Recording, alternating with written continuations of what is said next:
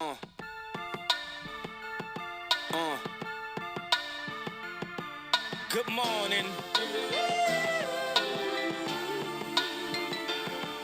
Good morning. What's up, everybody? Welcome to the Morning Deuce, July 28th. Getting to the end of the month, it's D-Spin. I want to start by giving a special shout out to who I'm assuming is our youngest listener, and that's Rowan. And that's because Rowan is he's a couple months old. I met him today for the second time. But Rowan and his lovely mom, Laura, are dedicated listeners, and they listen all the time. And he came into the office today, and I got to say hello to him, and he absolutely recognized my voice. His mom, Laura, pointed it out, but it was definitely noticeable and true. He absolutely recognized my voice, and that was a really neat feeling. So hopefully I haven't corrupted him already, but he absolutely made my day. So there's a little shout out to Rowan, who hopefully is recognizing my voice again right now from Uncle D-Spin.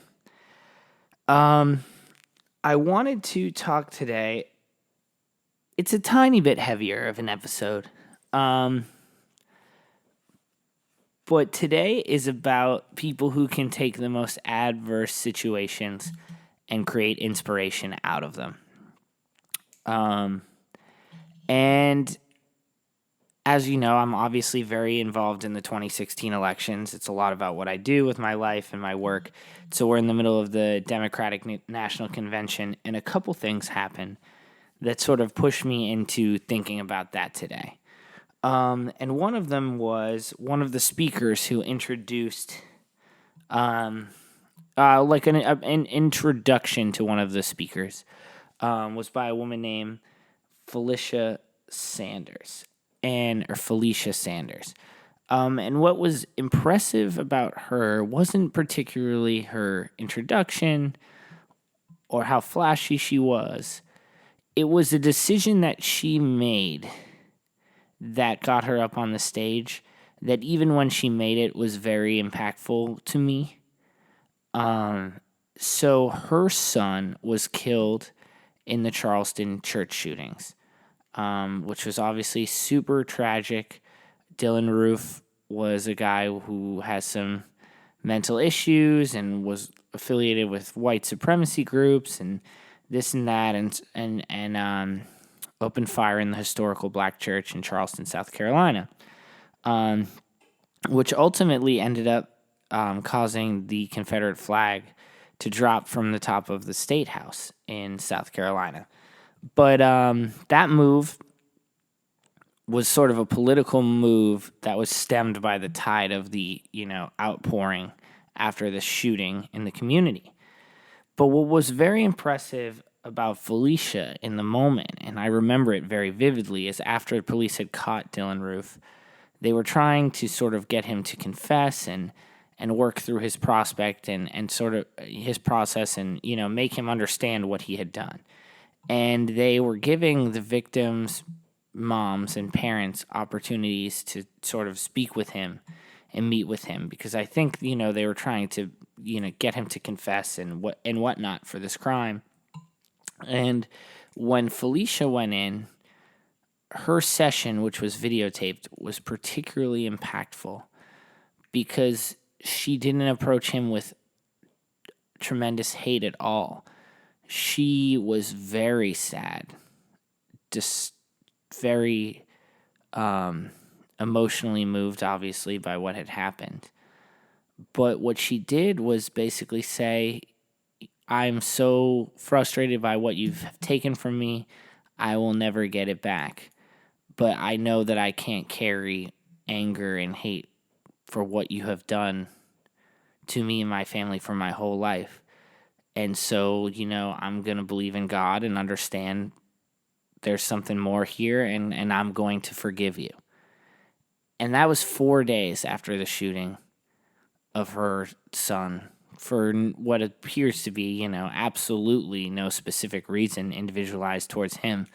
He was just at the wrong place.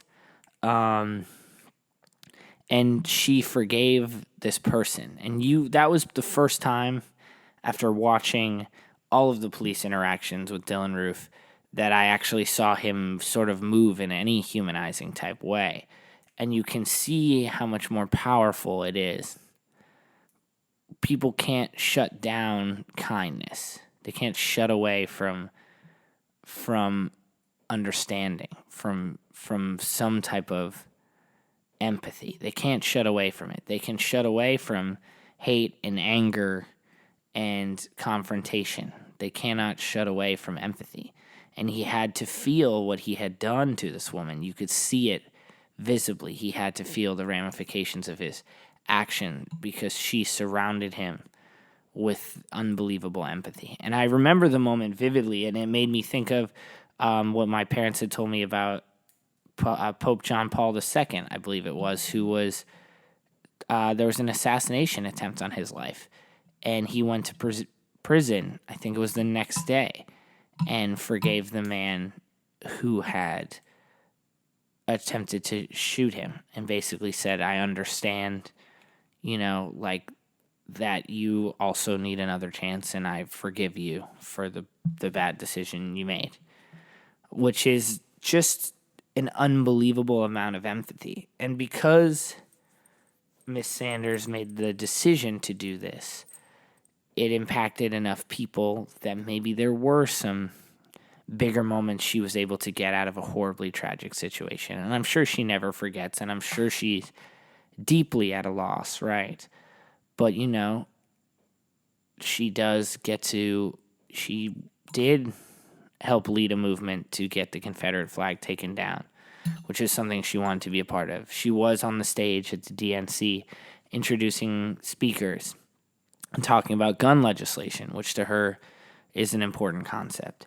And almost everyone agrees that guns need to be taken out of the hands of those who want to just kill people for no reason, right? People who are mentally disabled, people who are, terrorists, people who have horrific intentions. So either way, those were things that she felt important about. And because she was able to make a decision like that in a moment of, where she rose above the norm for what a reaction is, she was able to go a little bit bigger. And then there was another speaker that sort of followed through in the same context. And her name was Sharon Belkofer. She was like a 73-year-old woman from Ohio. And what was impressive about her was she got to introduce President Obama. And, we've all heard President Obama speak a million times, and you've kind of grown what to expect. And obviously, whether you like him or don't like him, he's a very talented orator.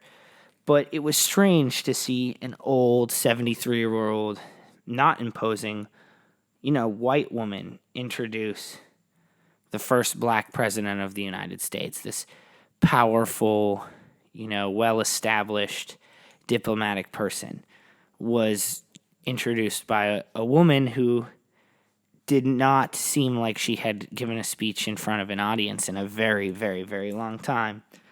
And she was also someone who took some difficult moments and got some inspiration from them. And I just wanted to read a quick excerpt of her speech, which was very short because she was just introducing him. But what she said was, on the morning of May 18th, 2010, I became a Gold Star mom. We became a Gold Star family when my son Tom, a lieutenant colonel, was killed in Afghanistan. I first met the president shortly after at Fort Drum, where he was scheduled to speak to the 10th Mountain Division. But when he heard there were Gold Star families there, he wanted to meet with us. And as he was hugging me, I cried all over his suit. Tom would have been so embarrassed. But it must have been okay, because a year later at an event in my home state of Ohio, as I hoped to get a picture signed, someone told me the president would like to see you. Well, then that's when I got a second presidential hug. It was so warm and kind and so compassionate, I was inspired. Maybe this sweet old lady could make a difference. I knew my community schools needed more resources, so at age 73, I took a leap of faith and ran for my local school board. And when my back was bothering me and I didn't feel like knocking on doors, and when the wind was blowing and it was cold and dreary, I thought of my son Tom, who never gave up, and I thought of our president, who also never gives up. So why should I be different? Besides, they tell me walking is good for your back. Well, guess what? I won my election, and I won big. The president even sent me a handwritten note of congratulations. That's who he is. No matter how busy, he never forgotten about this little old lady in Ohio who always has his back. You see, some people in the world make big differences. My son Tom made big differences. The president continues to make big differences. And smaller ones too, like the inspiration he poured into me so that I might make a difference of my own. So, and then President Obama in his speech referenced a letter of inspiration that he had on his desk that was written by this woman talking about the impact that he had made on her. So to me, that's a situation where a couple people took a very difficult event and used it to roll it into something very special. And this woman gets to live out the sacrifice her son made by speaking to introduce the President of the United States, knowing that she grew from those difficult moments and allowed herself to be inspired, and the President took those moments and pushed her to another level.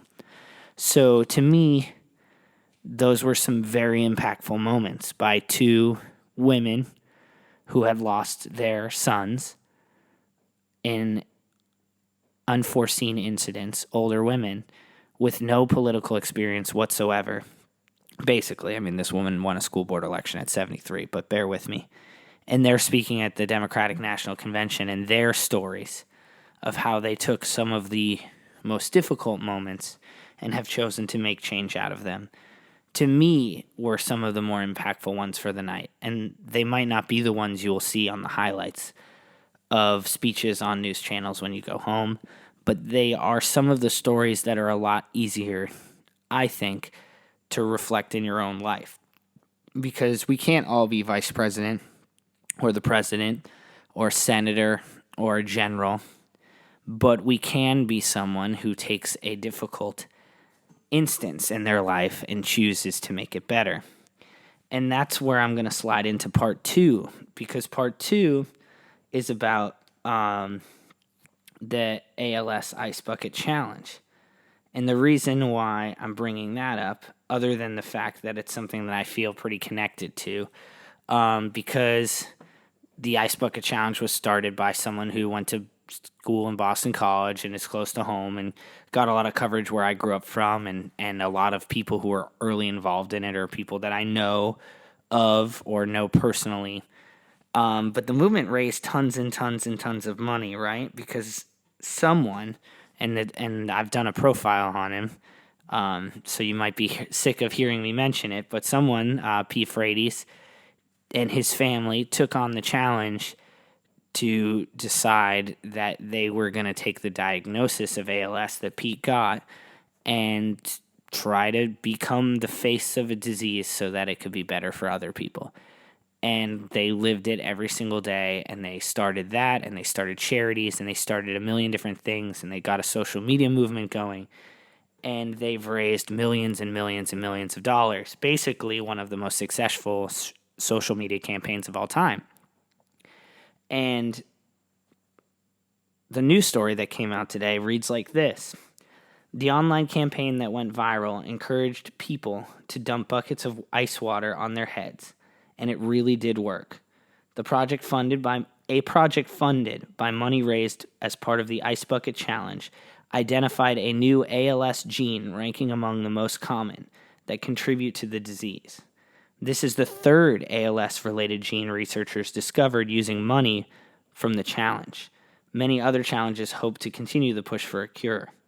So basically, there's more to the story than that. But that money raised and that focus on this disease has now produced 3 medical breakthroughs in terms of learning more about the genetics that cause one of the most difficult, debilitating nerve diseases that you can possibly have. And those things only happened because, one person and his family decided they weren't going to take something life-changing like that and back down from it. They were going to take it face on and decide that they were going to make a change. They had some type of platform to do it, some type of resources, and they continued to try to make their platform bigger and bigger and bigger. And now they took something that probably made their life worse in a lot of ways. And you have to think that maybe, in a very strange sort of way, how much greater the impact their life is because of something so unfortunate might, in some way, they could maybe think that the difference that they made could have been worth it, the sacrifice. You never know. I'm not putting words in anyone's mouth, but the impact certainly is incredible, right? To be willing to take that and turn it into something differently. And the very last thing to leave you with is a quote that Vice President Biden said in his DNC speech last night, which brings us all full circle. And he pulled out a Hemingway quote, which we know is one of my favorite authors. But it's been repeated in pop culture in different ways 1,000,000 different times. But the quote is, "The world breaks everyone, and afterwards, many are strong in the broken places."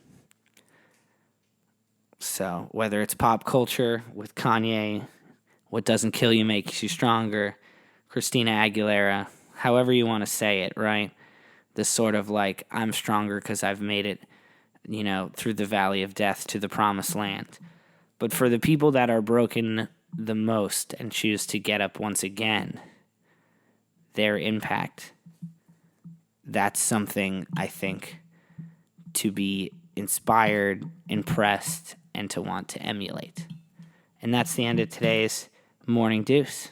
So hopefully you go about your day today thinking, how can, instead of dwelling on a challenge, can I make something better? Use the gasoline to fuel the fire within. Morning Deuce, I'm out.